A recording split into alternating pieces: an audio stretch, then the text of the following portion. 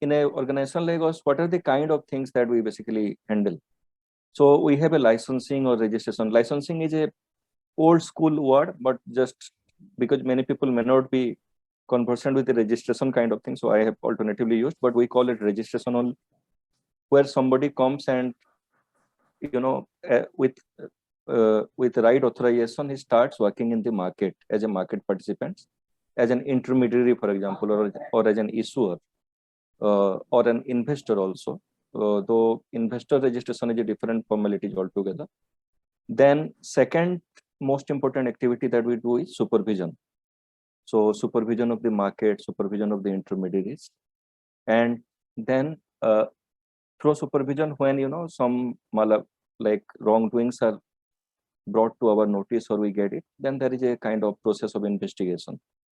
And on an ongoing basis, then we also have this policy making, which is a very important job, because typically government institutions, they are vested with all three kind of role that is enshrined in our constitution, which is like legislative role, judicial role, as well as executive role. So the policy making then comes both as a legislative role, as well as in fact executive role. And then everything cannot be seen once it is happened. So from the risk management point of view, it is always important to have a early warning or scenario building kind of thing. So that is another activity regulators typically are busy with. And of course, I will not be touching upon this, but what I am trying to say is that more than the government or the regulator, but perhaps who uses statistics and data more intensively, more frequently, are the market participants themselves.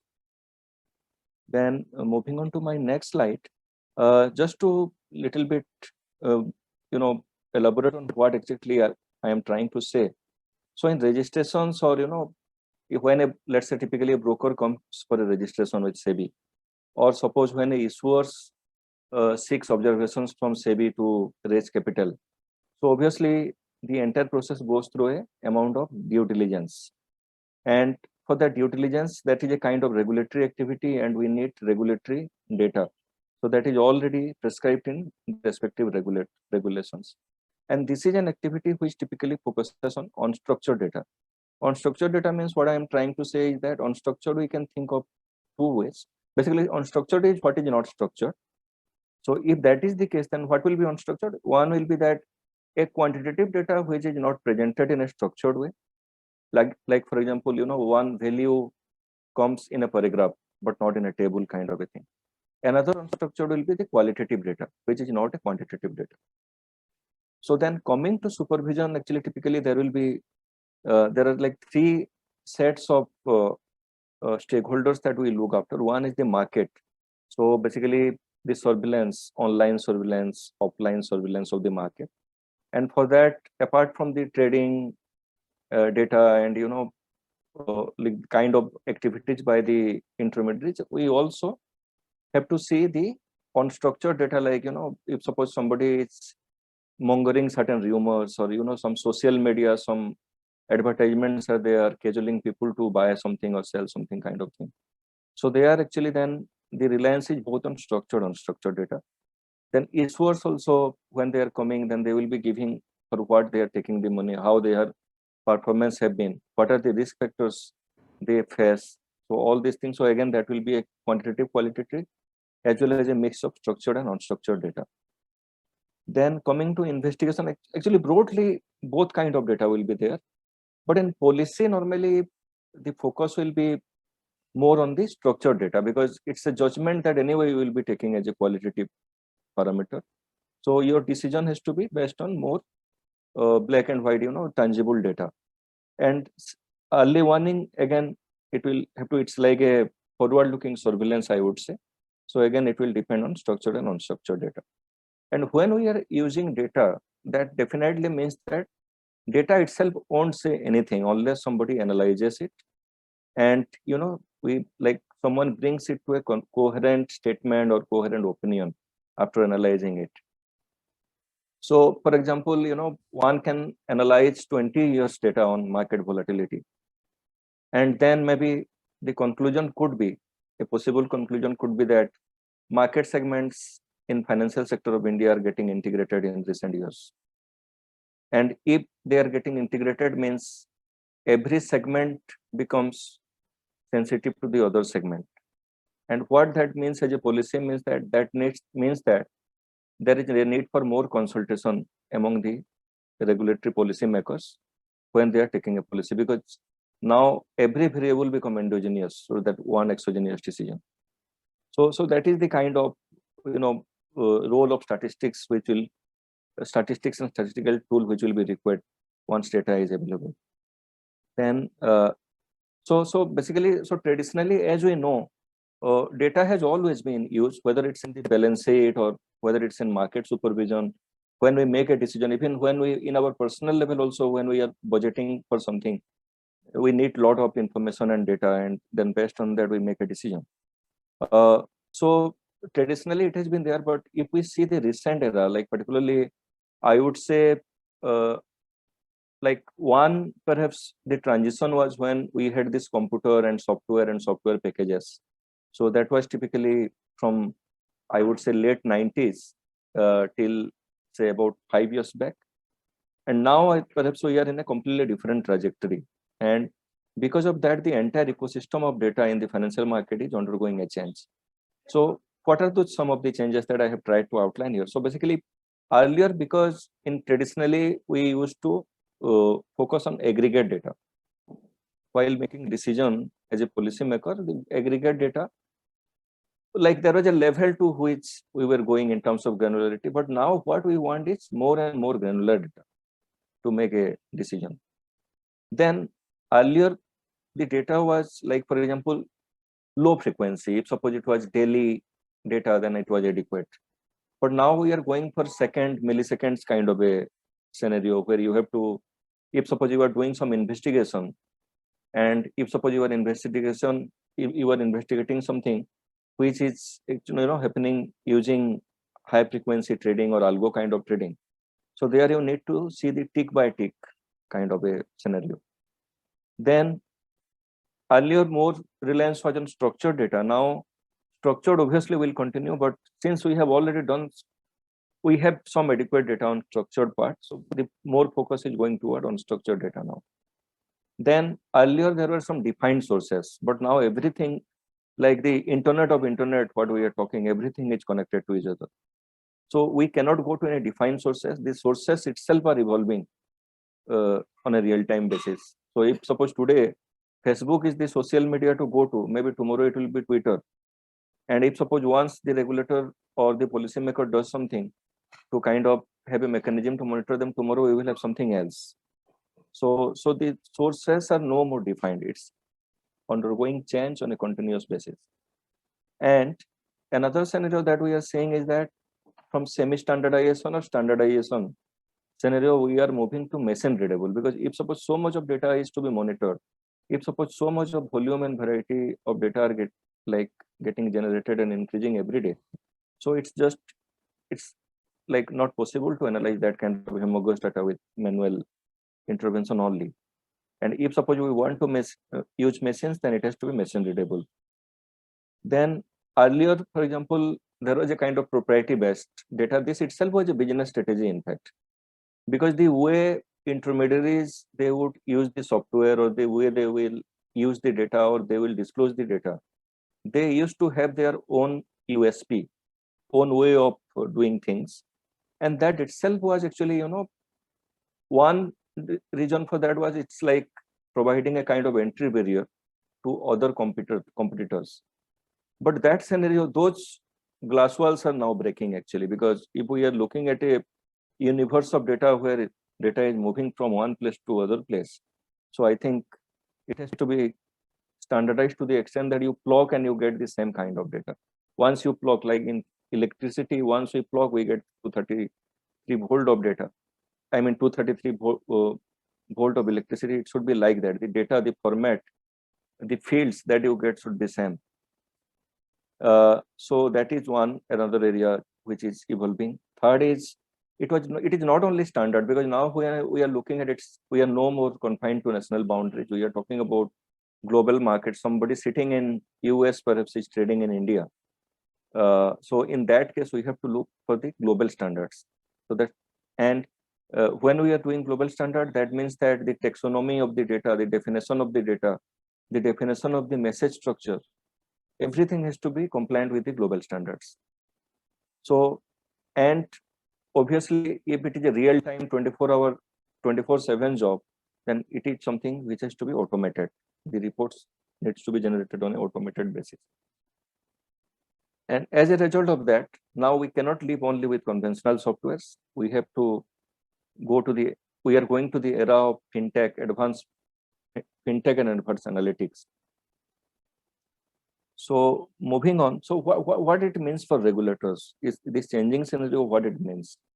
Obviously, it means a lot in terms of both opportunities as well as challenges for the regulators. And so as a implication for action points for regulators, perhaps what it means is attention to both structured and unstructured data. We can no more neglect unstructured data that we have been doing earlier.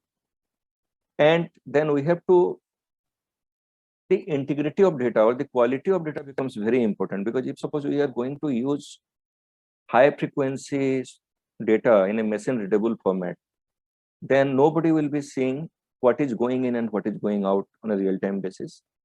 So basically, if suppose a machine is giving you output, then the input that will go to the machine has to be of high quality. And because of that, the integrity of data, later on, we cannot change that once the output is generated. It will be a very unproductive or difficult or at times impossible task also. And then we have to focus on global standards like XBRL, FIX, ISO for data processors. So typically, when there is a filing of regulatory data or on a periodic filing kind of thing, there we have to look for XBRL. For real-time transaction data, the standard that is prevailing today is FIX, and ISO for batch processing, like where at the end of the day or at a particular point in time, you send information from one point to another point in batches. So the data standardization statistics has to be looked in that perspective. And that means that, again, as I told, standardization of data taxonomy formats has to be compliant with global standards. And we also have to put more and more data in public domain, or we have to make data available on demand. Because if data is the oxygen and if it is going to drive all decision making, then we cannot say that data access, we cannot afford to have access to data actually difficult. Of course, that doesn't mean that everything has to be put in public domain or everything can be shared, because there are certain data privacy issues. And this is also something which is confronting the government as well as the respective regulators. So, but we have to see the DAO, like it's like, it's a kind of a DAO with a small circle inside surrounded by a big circle. So that small circle perhaps is the private data or data privacy part. The larger part is public data. And I think somewhere one has to interpret data as a public good also, because it has so much of positive externalities. So that's the thing. Then another thing from the regulatory policy point of view, what it means is that we can no more have one standard of regulation for the same kind of activities. It has to be risk-based. Like typically, regulators so far has been focusing on risk-based supervision. A particular entity, how much risk it poses, depend on that. The frequency and quantum of supervision is decided. But I think that kind of a principle has to be now taken little bit behind to the origin of regulation itself. And we have to see in the new scenario what kind of how much a fintech, new generation fintech company poses risk vis-a-vis a traditional company, or how a company based on internet or technology, which can link investors from across the world and millions of clients, what kind of a risk he poses vis-a-vis a traditional one. So that's how one has to see. And second thing is that, so if one way of seeing is that perhaps the new entrant needs to be regulated more. But on the other side, if suppose we want the technology to, get into the market and more technology should come, then once we, whether, like for example, a traditional advisor and a robo advisor, because in robo advisor, suppose through artificial intelligence, a machine is doing that thing. Once we take care of that software or that artificial neural what they are using, whether after that we can have a more relaxed kind of a regulatory prescription for them. So these are some of the questions that regulators have to deal with, and they are in fact already started thinking about these things. And then when we have to supervise such kind of a data driven activities, then obviously the traditional way of supervision also has to be replaced or supplemented with regulatory technology and supervisory technology tools, which has to be more near time offsite supervision of markets. So then this is about regulator. I think the most interesting piece for you is coming now to the statistician. So what it means for usage of statistics. I mean, usage, actually there is some error, I think. What it means for usage of statistics by statisticians. So it's basically now every statistician also have to be a technocrat, or they have to basically collaborate with the technocrat. So one part cannot, both has to go hand in hand, technology and data and study. I mean, three things: data, statistics, and technology. All three things has to go hand in hand. And then the focus has to be more and more on data analytics and data science. There is a lot of demand, and it is going to increase about competencies in analytical tools like Python and R. Then statistician needs to be conversant with fintech solutions like machine learning, artificial intelligence, distributed ledger technology, big data. So all these things has to be integrated into their overall activities.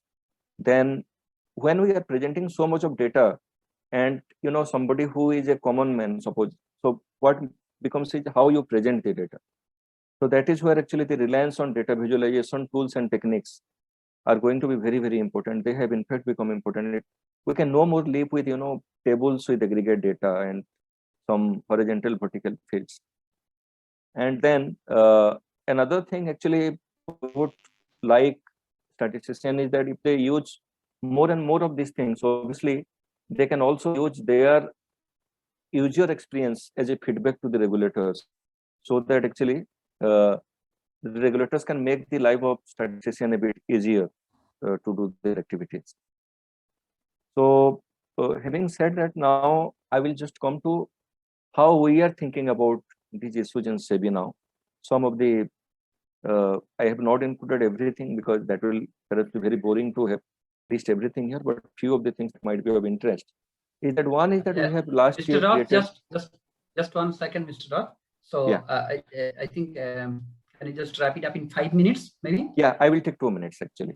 Okay, yeah. Great. So we have constituted a market data advisory committee, and that committee consists of actually experts from the market, and it is given the job of helping and guiding SEBI in standardization of data, ensuring integrity of data that I highlighted earlier, and also to address data gaps.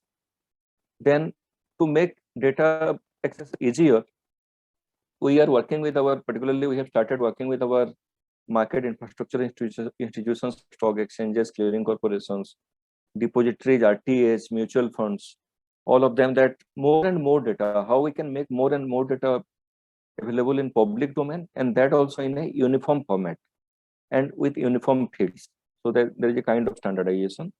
Then all those data which are being uploaded on the respective site is now getting curated from SEBI website.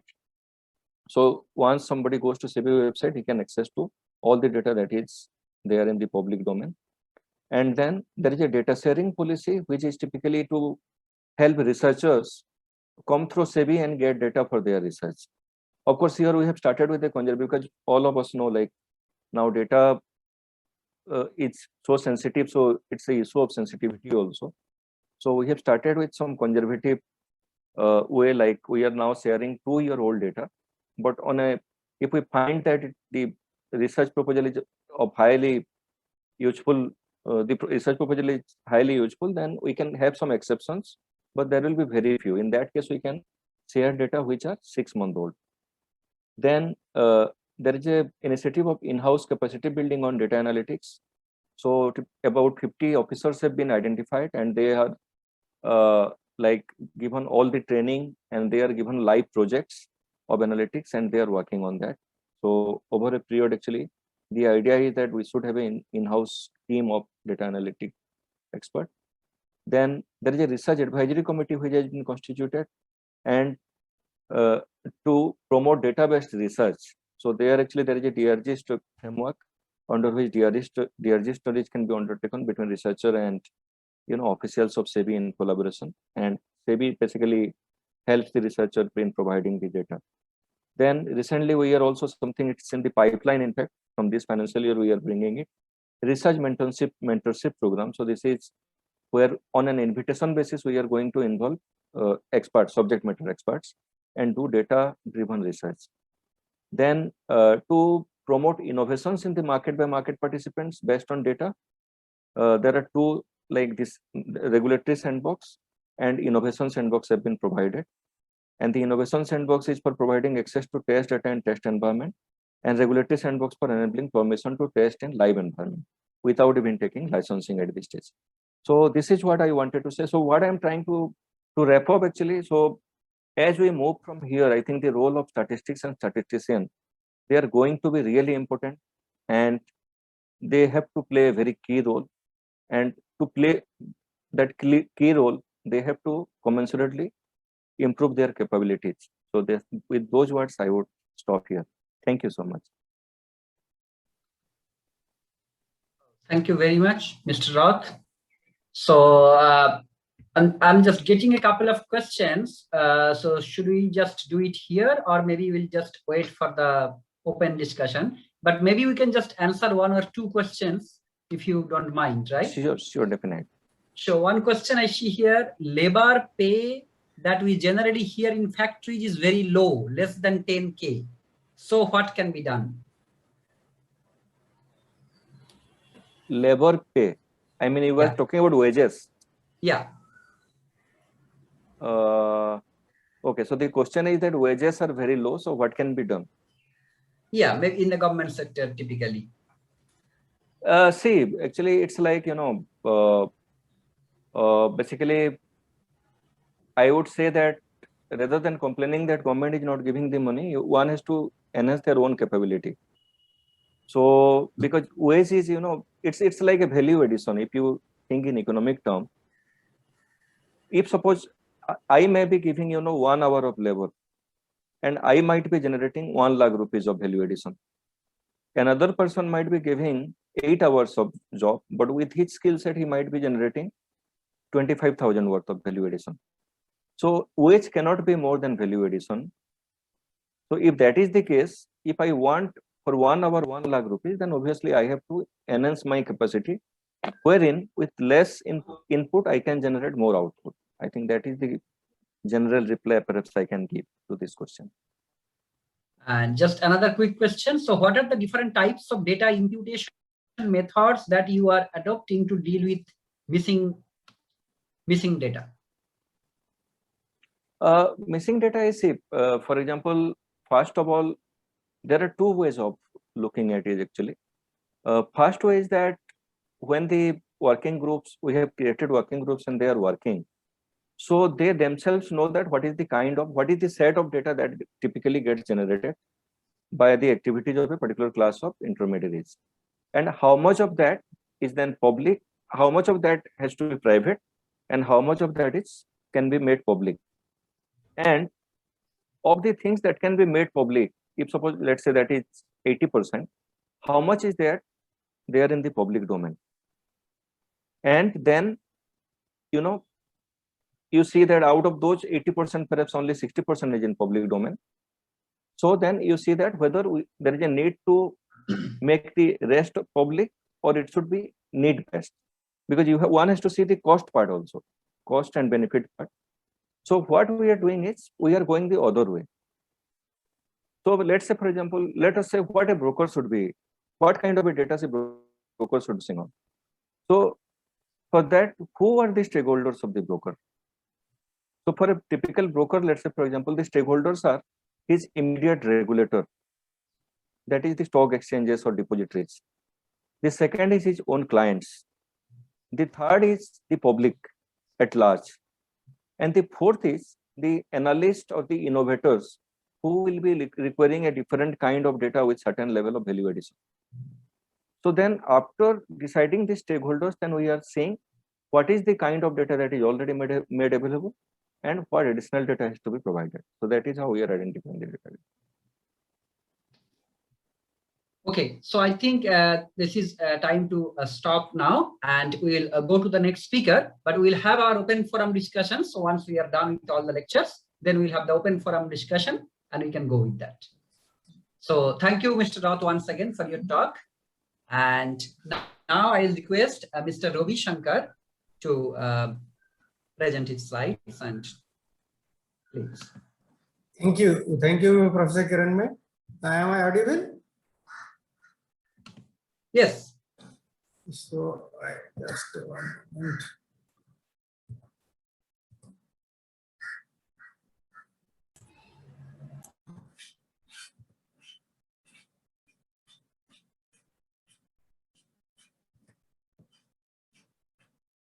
Is my PPT visible to all? Yeah, we can see it. Yeah.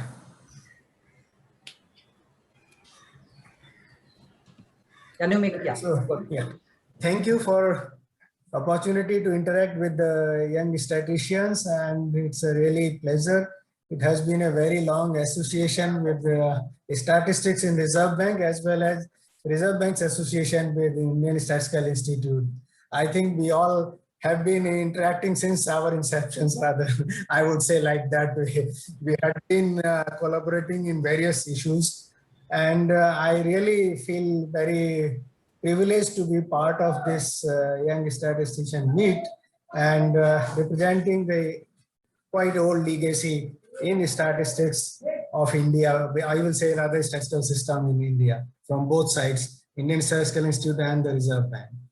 So what I plan today is basically just to, I assume that most of the audience is from statistics background and they might not be knowing the full intricacies or the full service, full issues what we deal with Reserve Bank. So I will just touch upon a little bit on the Reserve Bank, what we are functioning and where then we are actually using our statistics. So then in that case, I will be mostly covering these two main aspects, which are surveys and financial sector statistics. We are one of the largest producer of statistics, also not only user. And then we will just touch upon the other part, rather means what has actually come out in the recent period, particularly in terms of the statistics compilation, which is actually going to impact the statistics which you are going to use, or whatever statistics we are producing, that is going to be means what is new in that, what was the change compared to the earlier old times.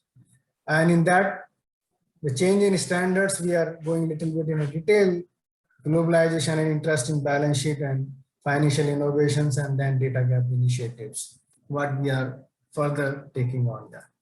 So first, let me just to set the agenda. Reserve Bank has basically three major objectives. The foremost is price stability. We all know now every 2 months we are having monetary policy meet, whether what is our inflation forecast and what is our policy stance on interest rates and the liquidity. So here our main focus is on low and stable inflation. But since inflation is only the outcome, and we need to make a lot of use of statistical models as well as the statistical data churning and all type of analytics, just to gauge that what is the current situation and how it is going to pan out. As you all know, policy works with the time lag. So we have to take care of the evolving situation, not what has been gone back. Whereas all the statistics, all the data is available, that is exposed.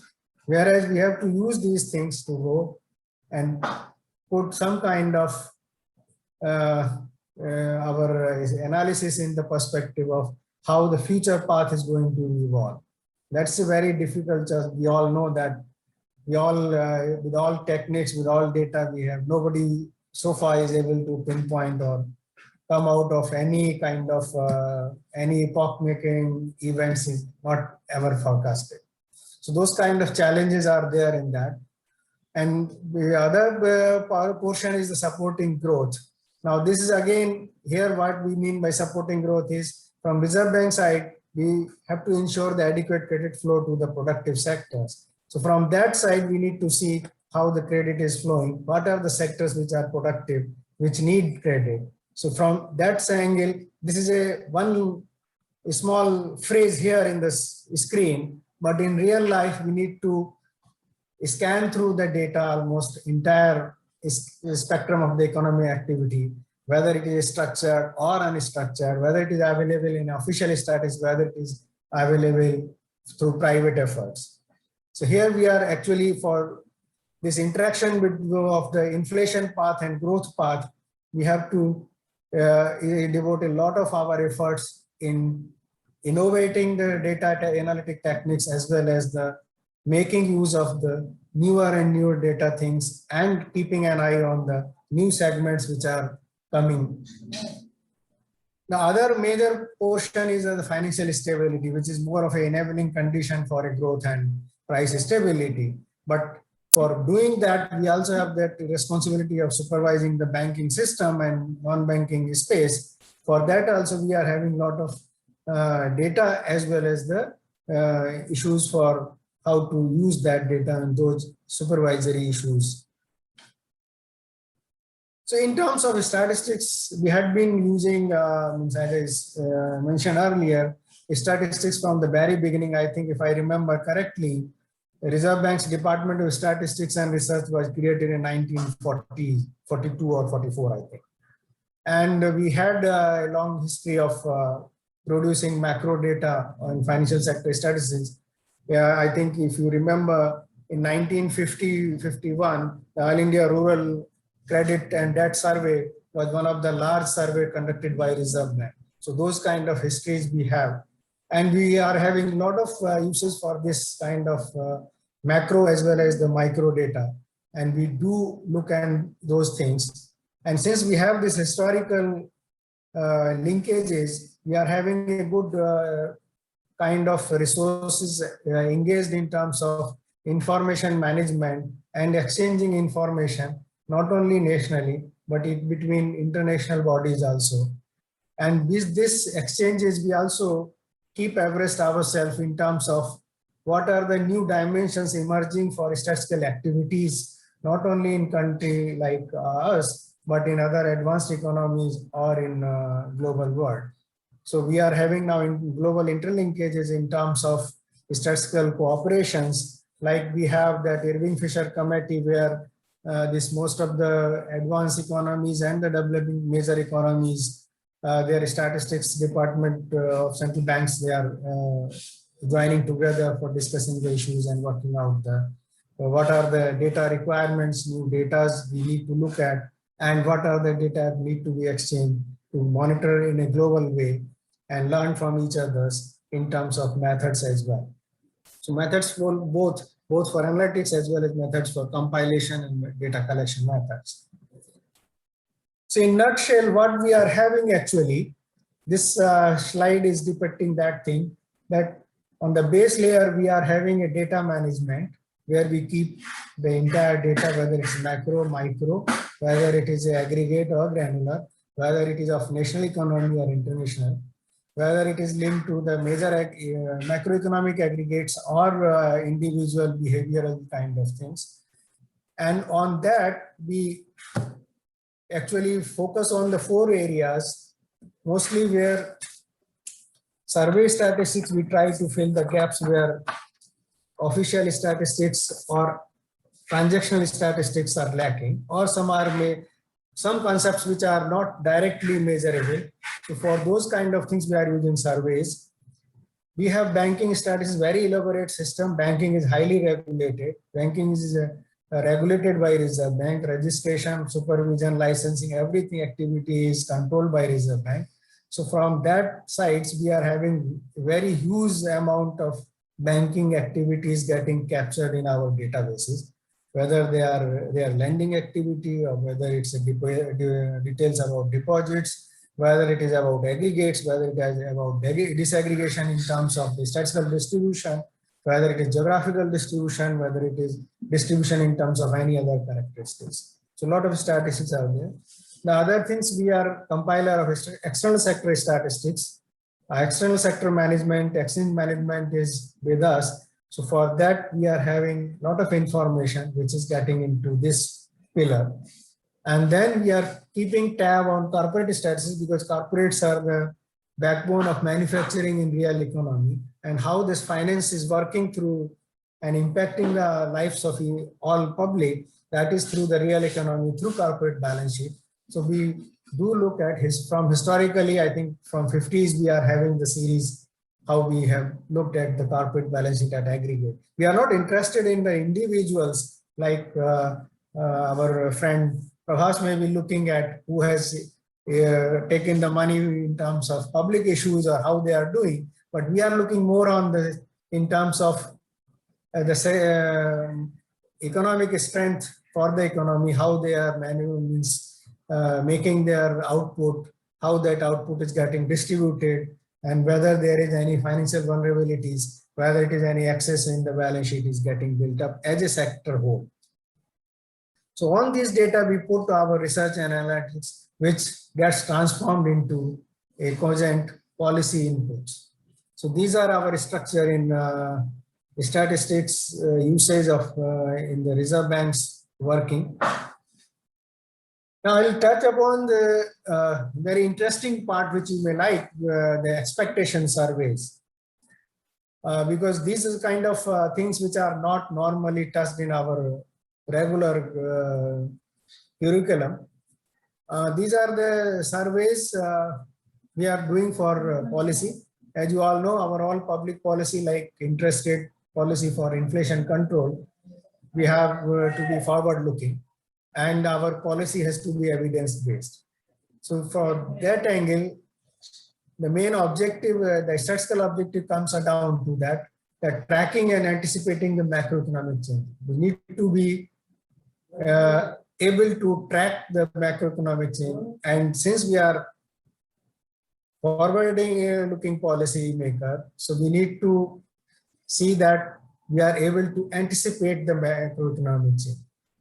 Now, why this is happening problem in terms of the forecasting, because we know that traditional methods of forecasting is not sufficient and not sometimes works well. And the reason is the economic agent's behavior is driven by sentiments.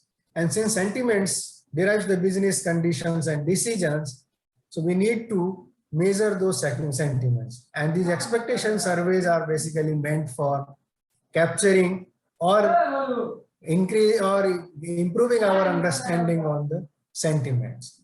And here the main aspect or main objective of the sentiment surveys is to get the idea about the direction, and sometimes levels may not be that important.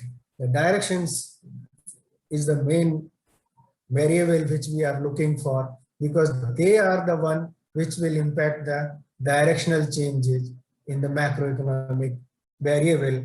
If all economic agents are expecting or anticipating that kind of behavior, then naturally the macroeconomic variable will take that path. So with this objective, the surveys are designed, and they basically provides updated situation on official statistics. As we all know, say this GDP or inflation comes with the lag, and our policies are forward looking. So sometimes we need to even have to get a sense of what is the current situation. So what is happening in terms of the right now, whether it's the output or it's a price level. Right now we have the inflation number that is of January. So even February number will be available only by the 12th March. So we need to know what is the inflation path has already been traversed in February and March. There are certain other usage of these surveys. There are certain dimensions that cannot be measured in terms of the quantitative data. So for example, we don't know whether bankers are anticipating any trouble. So whether they are, what is their thinking on the credit standards? So that will impact the credit growth. flow to the commercial sector. So that kind of variables are measured in terms of these surveys. So expectations and nowcasting of both these categories are helping for nowcasting of these macroeconomic variables. So for these aspects, we are having a number of surveys. These 4 surveys we are having for enterprise side in terms of corporates and banking. And then from households behavior side, we have 2 surveys, inflation expectancy survey and consumer confidence survey. And other survey we are having that is of survey of professional forecasters. How professional forecasters are anticipating the future path of macroeconomic variable in terms of growth. What is their anticipation of growth? What is their anticipation on capital flows? What is their anticipation in terms of government deficits? What they are thinking. So basically, this is giving us some kind of idea how the other parts are thinking. In terms of other statistics, now I will get into those 4 statistics which we have shown that the corporates, we are looking at quarterly results which are declared by listed private companies, and the annual audited financial results of public limited, private limited, financial and non-bank companies. So these data provides us their balance sheet strength, how they are anticipating the demand and how they are putting their investment in place and how that investment is getting financed. So this kind of data gives us the idea about evolving macroeconomic situation. In terms of banking sector, we regularly compile and put on public domain also, and we also do a lot of analysis on money and banking statistics, which is basically based on the balance sheet, average balance sheet, which we get every fortnightly from the banks as part of the reporting requirement. Then we have elaborate statistical returns, that is basic statistical returns, which provides us the lot of distributional aspects of credit and deposits. We also look at the bank's balance sheet, which we compile and put in to the public also, that is in terms of our compilation in statistical tables related to banks in India. And we also look at their international linkages in terms of international banking statistics, how their asset and liabilities are interacting with the other international economies. On external sector, we compile balance of payment. So basically, balance of payment is nothing but your compilation of what is happening, what are the transaction has taken place during a quarter or a month or a year, and how much we have earned in terms of external currency, how much we have spent in terms of external currency, how much we have received in terms of capital flow, how much we have transferred out as a capital, as investment, others. Same way, we are also looking at external commercial borrowings, which are the corporates, which are the segments which are borrowing from abroad, because this is part of our overall national liability. So we look at it for sustainability of our foreign exchange or foreign exchange accounts actually. We also conduct annual census on foreign liabilities and assets, which is a quite huge exercise, just to know that those accumulated foreign direct investment which has come to our country, so how much is now that accumulated is and how that is in terms of balance sheet vis-a-vis the rest of the world. So then we have these 2 services, exports and banking services, trade, international trades statistics. This is also getting compiled. And then we have international investment positions. And then we have this coordinated portfolio investment surveys and direct investment survey. International investment position, and the CPS and CDIS, this is a type. So these things are actually part of our global monitoring. So we know where in the global economy, where these vulnerabilities are taking place. And also this is part of the exchange, international data exchange, as well as the global financial stability efforts. Now, I will come to the most interesting part of it, that these things were happening, and despite that, global financial crisis happened and people started questioning why statisticians could not forecast or why economists could not see those things. So after that, the issue has come whether means data is sufficient. So now people have realized that it cannot never be that we have sufficient data. But at the same time, people have also said that it's not that you always need more data. You have to keep abreast about the understanding of the data, whatever you have already collected. That is also equally important.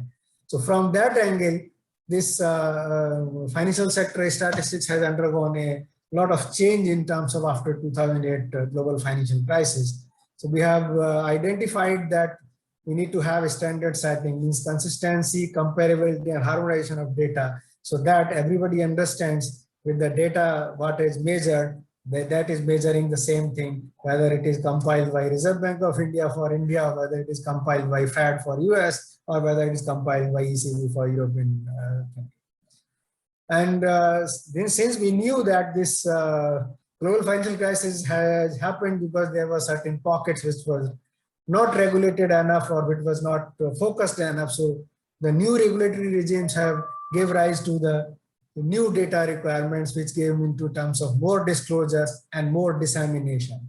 There is one philosophy which is coming into the global financial regulators or supervisors communities, that sometimes you may not have time or focus to look at each and everything. So if we have those data in public domain, there are public efforts which are doing analysis based on the data. So there may be academia, there may be somebody like young statisticians, they sometimes may look at those data. So there are a lot of emphasis on the data dissemination. And then exchange of information. When we do dissemination and disclosures, whether they are part of consistency or comparable in terms of the standard definition harmonized.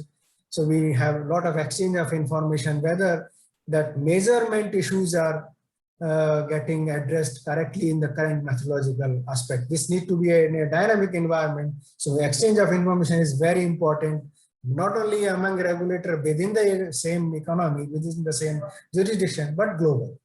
And that gives to the global data gap initiatives. So under G20, now we know that India is going to chair next G20. They also have identified a lot of data gaps which came into this last decades, which we have filled in steps. And basically in this kind of things, all this exchange and data gap initiative, disclosure and dissemination, our approach is best practices. We are trying to adopt the best possible practices and so learn from the best practices adopted anywhere or everywhere. Sometimes we are best in, we are guiding in some other aspect and we are getting guidance on some other aspect.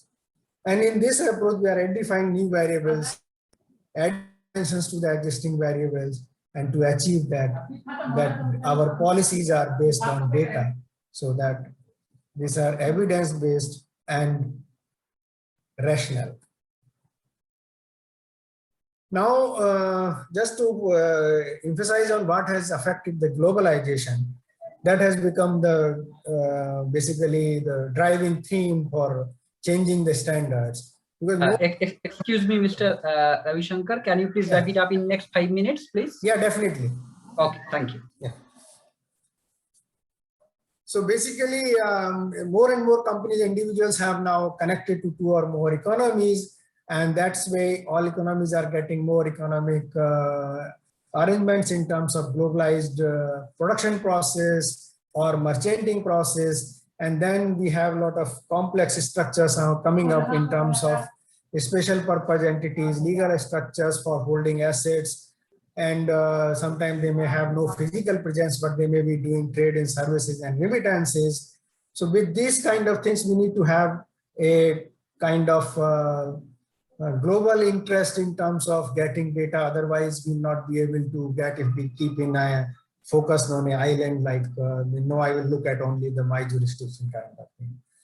And then this more emphasis has come on the balance sheet. The earlier balance sheet, we were not getting that kind of emphasis in terms of data or analytics to derive the policies. Now we have got into this, that we got balance sheet and off balance sheet items, how the risk is getting built up. That is going to change the course of the macroeconomic variables. So that becomes a focal point now. So we are moving to an integrated view of transactions, valuation changes, and positions, so to have better understanding on how the balance sheet is driving. And basically, all these things have come out because our financial systems are evolving. We have a lot of techno-finance innovations. So not only in terms of technology, but in terms of the financial instruments, arrangements in institutional units, and how that is getting reflected in the balance sheet.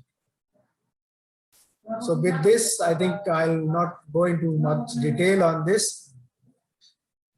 Our derive and destination is to basically use the data, do the collaboration in terms of domain expert knowledge and statistical analytics and the technology to do the analytics in a quick time to harness technological capability, so that we have a better understanding of financial innovations, financial instruments, and the sectoral accounts and households balance sheet basically, and how these implications are affecting our financial stability and resilience of institution. Thank you. Thank you very much. So just two quick questions I will take from the chat box, and then we'll keep all other questions for the open forum. So one question I see someone is asking. Oops. What happened? I think the question was related to if RBI conducts any workshop for the students such that the students can attend and learn something. We are actually do outreach in terms of two ways, like institutional outreach we do. Sometimes some universities or some institutions do have, we were going out, so I mean, not in pandemic time, but earlier, like for monetary policy or financial stability report, those kind of things we were having. But for internship program, we have actually on our website, we have given the entire those things, means what are the purpose of that. We have statistics, economics, and strategic research units, these three departments doing the internship for 6 months. And there are a lot of applicants for that. Our capacities are limited to guide. So we are limiting that way. We are having applications, and then we do conduct interviews to make selection, and then we fill those positions for 6 months. Okay, that is great. This is and the last questions I want to read from here is, you said sentiments that are deriving business. So what do sentiments mean here? Sentiments means, I say, like how business are sentiment. See, like, first of all, the business leaders will see whether they are confident that yes, now economy is looking up. So then only they will start putting in place the inquiries for new capacity, whether they will going to build. Because once they come and draw a project and then come to the bank, and then banks grants the capital expenditure loaning. So by that time, that will be the exposed data that will be already too late. So say, for example, I will explain the thing that if you see the past analysis in terms of Reserve Bank papers, in working papers or other people's analysis, the monetary policy is working with the lag of around 6 quarter or 8 quarter kind of thing. So we need to take those kind of projections. So if I am making a policy now that, okay, currently GDP is down, so I need to be accommodative in my monetary policy instance. So then this will affect how much, means whether inflation will come up in next 6 months or next 1 year, or growth will come up. So that kind of things will come due to this sentiment. So sentiments of business, sentiments of households, whether households are confident, whether they are going to go out and buy consumer durables so that corporates will start producing more. So I have to take the confidence from both the sides, consumers as well as the producers. Okay, that's great. This outlook survey gives me the confidence of corporates, and households consumer confidence gives me the confidence of households. Okay, thank you very much, Mr. Ravi Shankar. Thanks for your nice talk. So I think all other remaining questions, I'm just keeping it now for the open forum. So now we'll have the last speaker of this session, Mr. Ashit Sadhu. As I mentioned, he is not physically here. So I'm requesting my colleague, Mr. Prasenjit Das, to show the video that he sent us.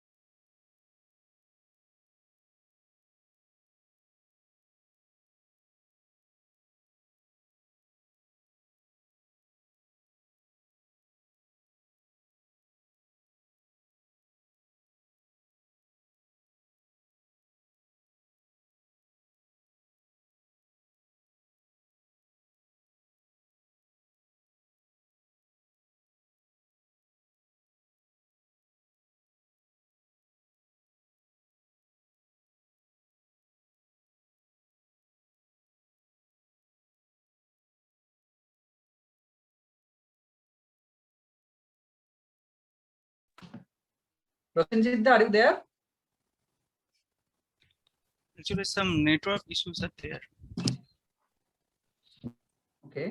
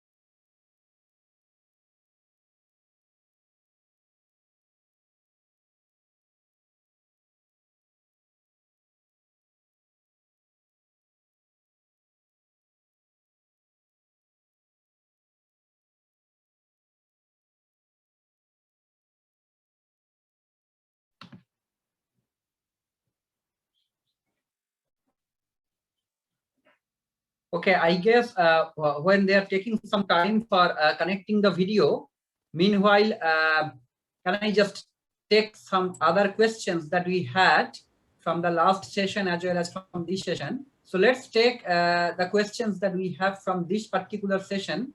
One more question is left to Mr. Ravi Shankar. They're asking which type of data is responsible for pre-approved loan? Oh, pre-approved loan is basically by banks. So they do basically in terms of they have their account, means your account is with them. So basically they do the analytics based on your transactions, keeping how credits you are receiving, and how much withdrawals or expenditure you are keeping. So from based on that thing and the pattern observed with the similar kind of accounts balances or account transactions, they see that opportunity that yes, this person can be given say 20,000 or 50,000 or 5 lakh, depending on their analytics. So that kind of data analytics they do, commercial banks do. Okay, thank you. And the last question I see here, how statistics and public policy are related to each other? So like I said, if you take any of the, means our, say for example, any governor's policy statement, you see how much statistics he quotes. That itself gives you the indication that how the statistics is used in public policy. In fact, if you permit me, I will give the quotation of a governor of National Bank of Denmark, which he stated in 2010. He said that there will always be demand for more statistics. So basically he said that primarily means the statisticians may never be out of job. That's kind of statement he made. So statistics and public policy are not separable.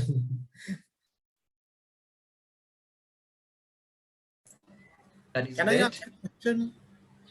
Digantodda had some question. So actually, I wanted to ask this question to Prabhash in particular, because Prabhash said that now they are starting to share the data in public domain, at least 2-year-old data or 6-month-old data. So is there any anonymization protocol that you are using before making this public? Yeah, so it's not basically public. There are two things. Public is that, where like we are asking the source of truth to basically disclose more and more information on their website, and that we are curating from our website. So obviously, while they are making public, they are seeing the sensitivity or confidentiality of the data, and they are making public only things where need not be anonymized also. Those are more of a aggregate kind of data actually. Another thing that I told data sharing is that we have come out with a data sharing policy.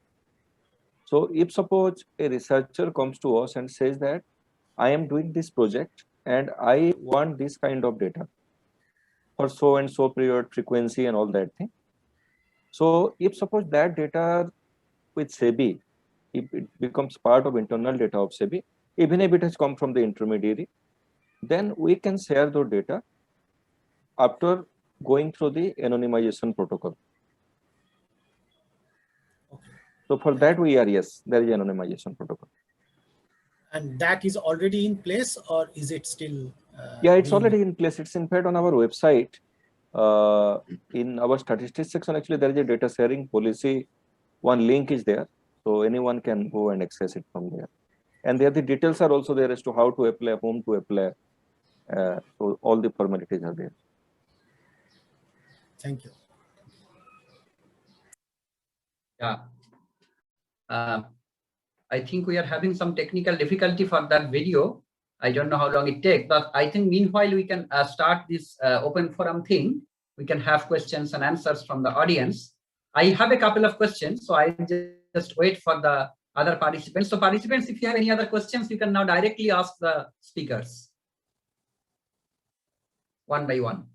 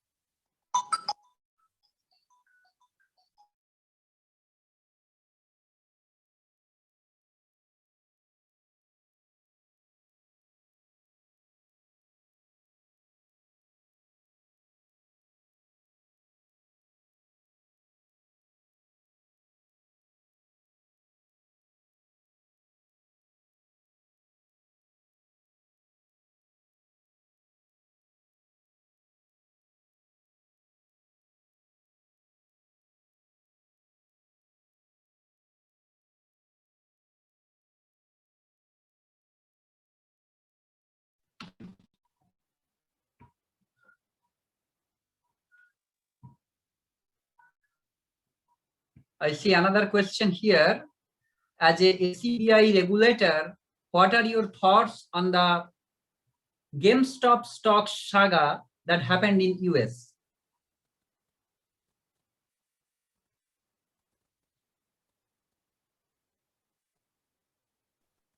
I am not much aware about this development, so at this stage I won't be able to comment.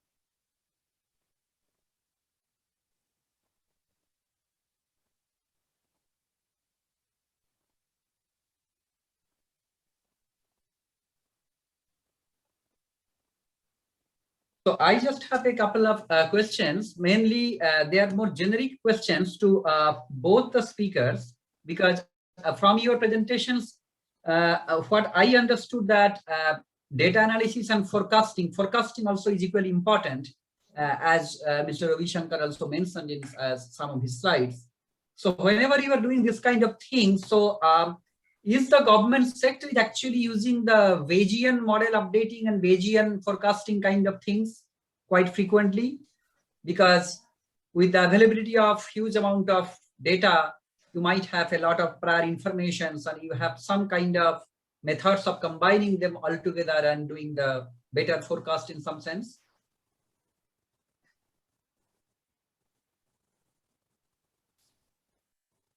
Yes, sir. In regards to this, our inflation and growth forecasts, we are using actually not many things: Bayesian forecast, usual time series things, and then dynamic factor models. Then we have quantitative projection models. We have structural models. So means a lot of these things goes into that output. That is great. Some of the new things also, which like say for example, this time it was a pandemic period, so means we need to go unconventionally how to assess the growth and how growth is going to be and how the current state of growth is. Because traditional data collections and data points were not available, and traditional way was not valid also. Mm-hmm. And then I have a very bad question. So I am a little hesitant whether to ask these questions or not, but somebody actually wrote this question to me directly in the chat box without sharing to everyone. But anyway, so I have these questions for both of you.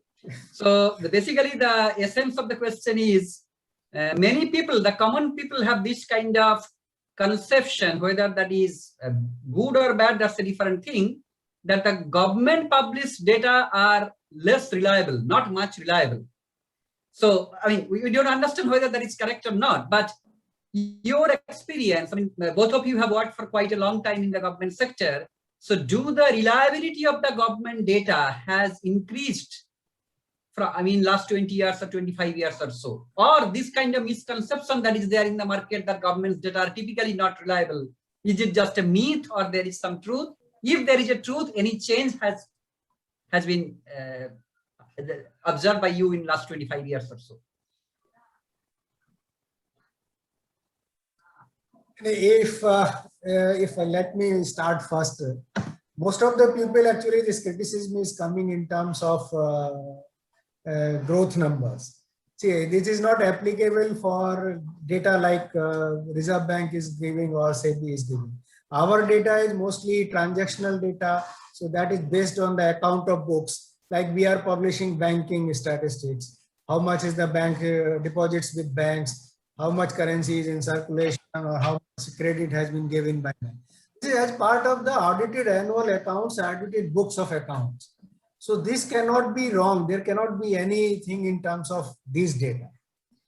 So if they are coming like government statistics, then comes only, say, let me now put some comment on, though our colleague from NSS is not there, say like growth.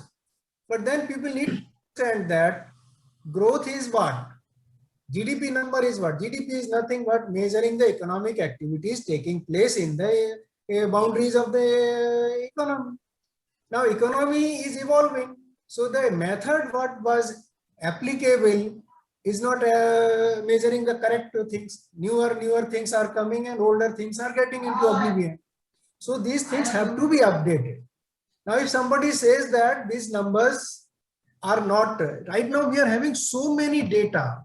Like when you introduced the session, you said that now lot many things are happening on internet, lot many things, transactions are happening digitally. So it's not that you can means go with the unreliable data for long, because there are counter entries. So if I have taken a activity, so I will generate income, I will receive payment through some system. So that will reflect in the economy. So these kind of things are happening. I think we need to give this appreciation in terms of the measurement and how it is evolving. Say, for example, let me now give one more example.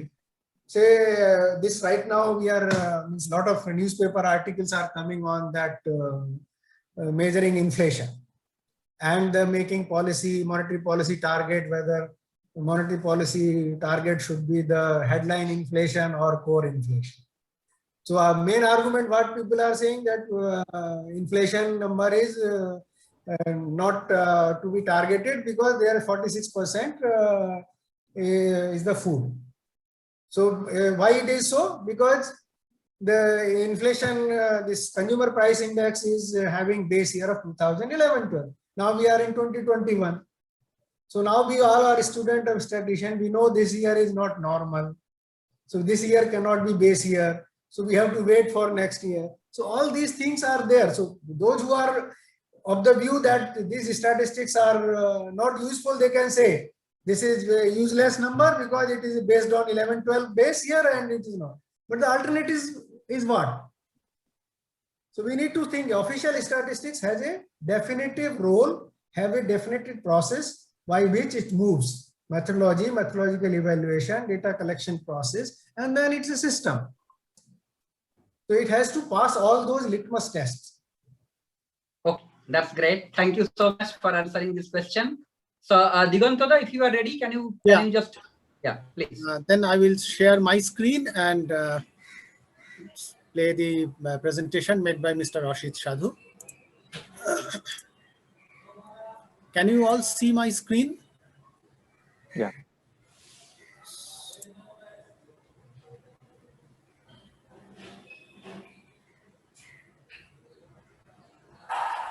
Good morning, good afternoon, and good evening. I am A.K. Sadhu, ex-director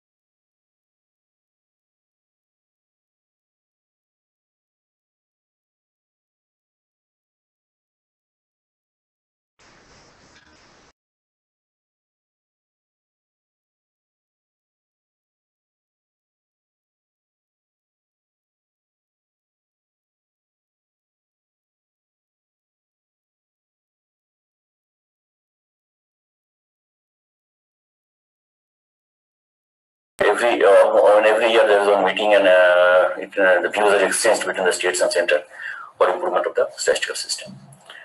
And there are some institutes also who are also releasing the data for use of the government.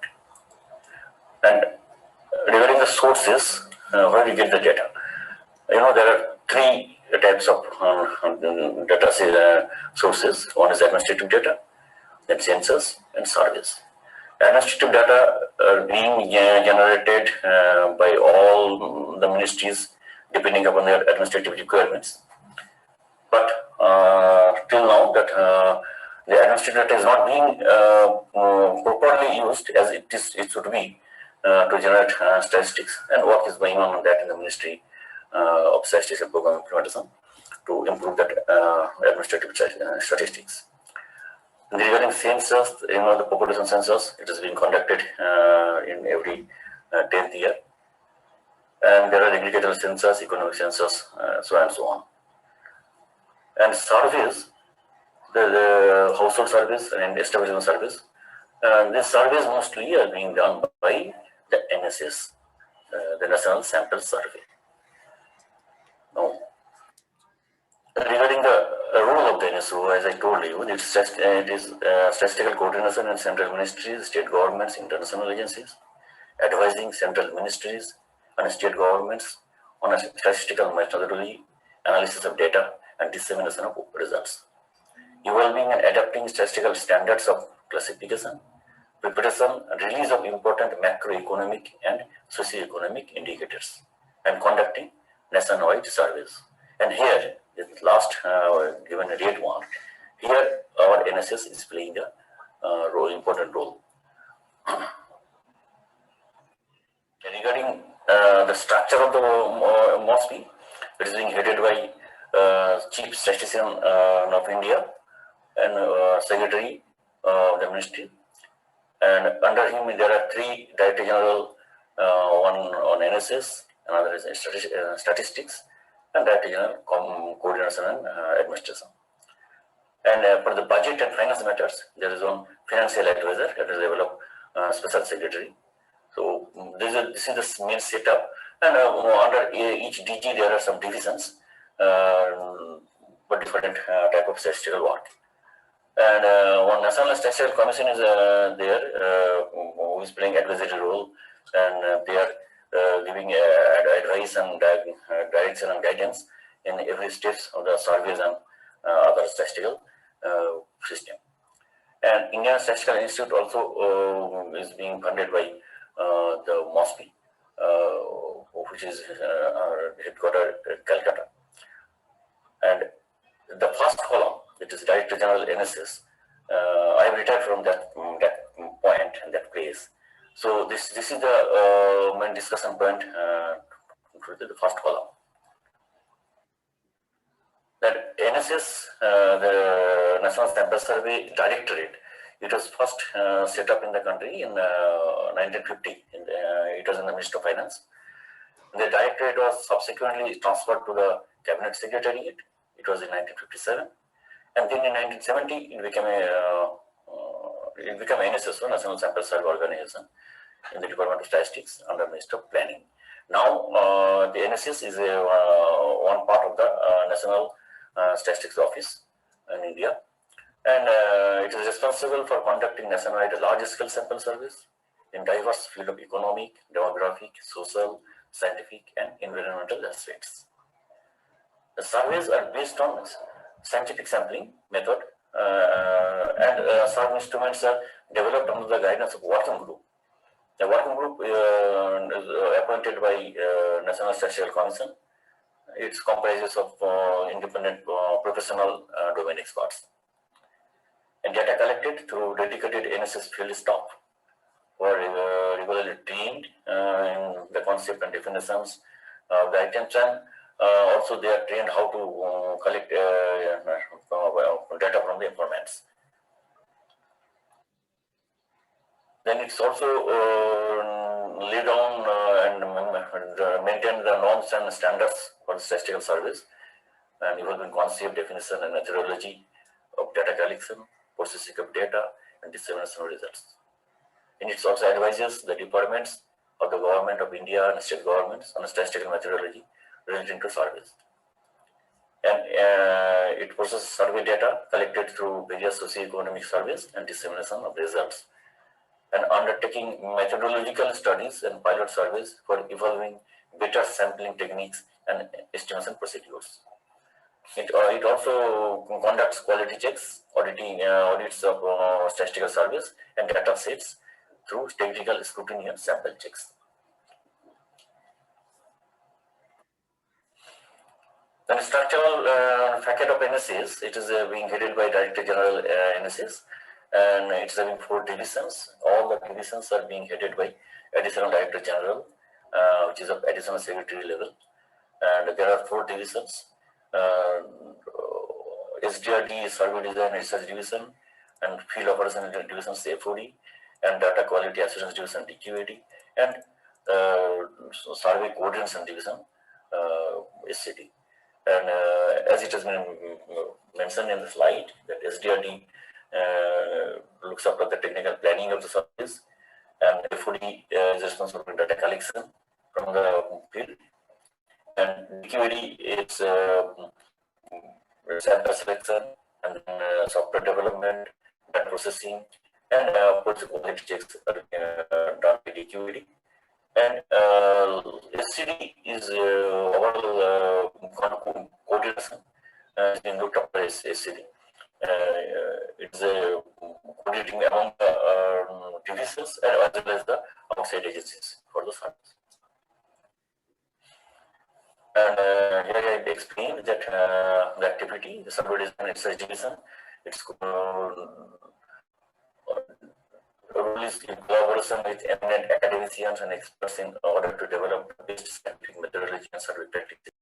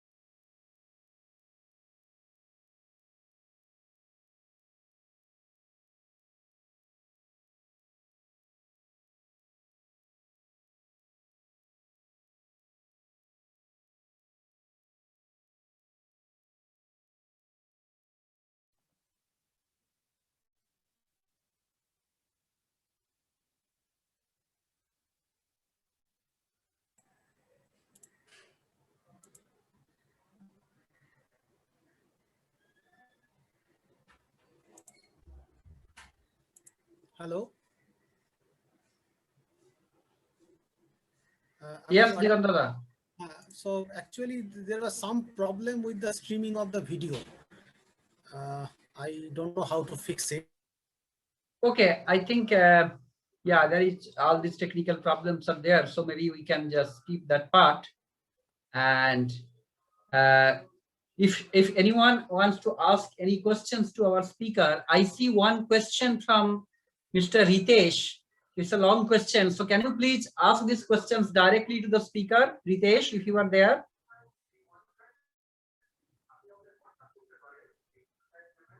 Before Ritesh speak, actually, I can see the question on the chat box. And perhaps I am not the right person to comment on this question. That is one. And secondly, this question is not relevant to this session also. So I would like to not comment on that question. Okay. Nice.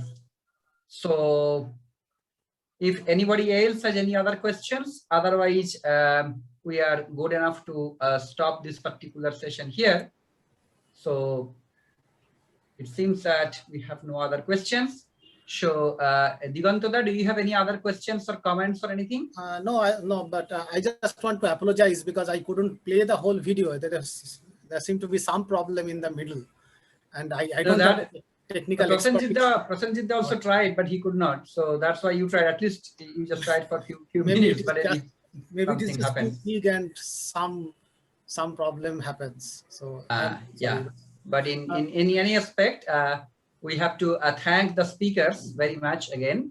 So I thank the speakers, both the speakers, for their presentations, and all the participants for their questions and comments or things like that.